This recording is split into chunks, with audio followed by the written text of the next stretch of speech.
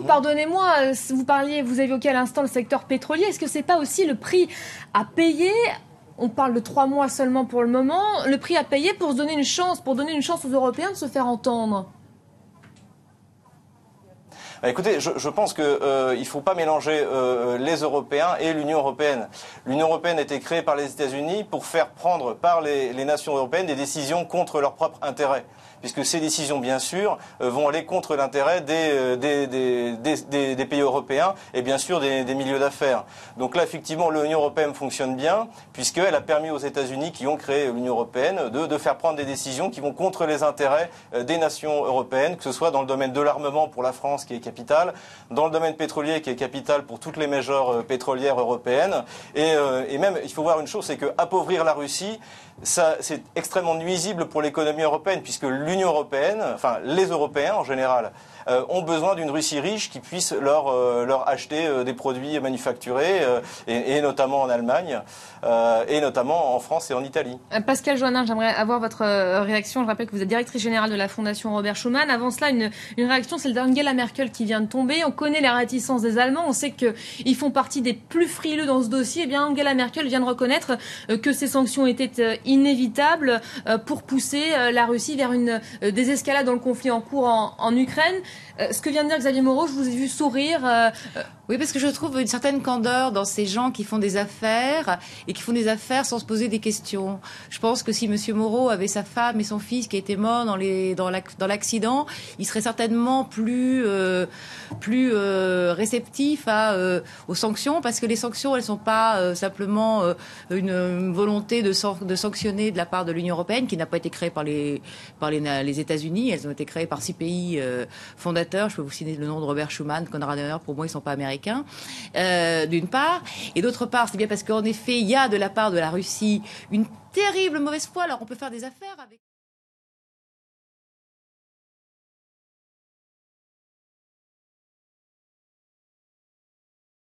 Robert Schuman, le père fondateur de la construction européenne, celui dont on sait désormais, depuis que les documents secret défense du département d'État américain ont été déclassifiés à l'été 2000, donc on sait que c'était un agent des services américains. C'est lui à qui est attribuée la fameuse déclaration Schuman de 1950. On sait également que cette déclaration a été rédigée dans les services de Dean Acheson, le secrétaire d'État américain de Truman, à la fin des années 50, et transmis à Robert Schuman par Jean Monnet.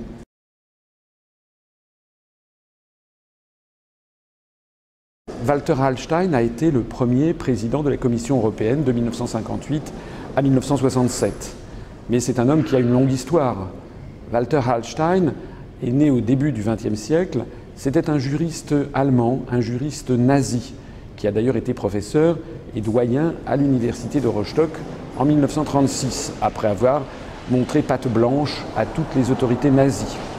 En 1938, lorsque Hitler s'est rendu en Italie, il est tombé d'accord avec Mussolini pour bâtir un projet de nouvelle Europe, das neues Europa, comme on dit en allemand.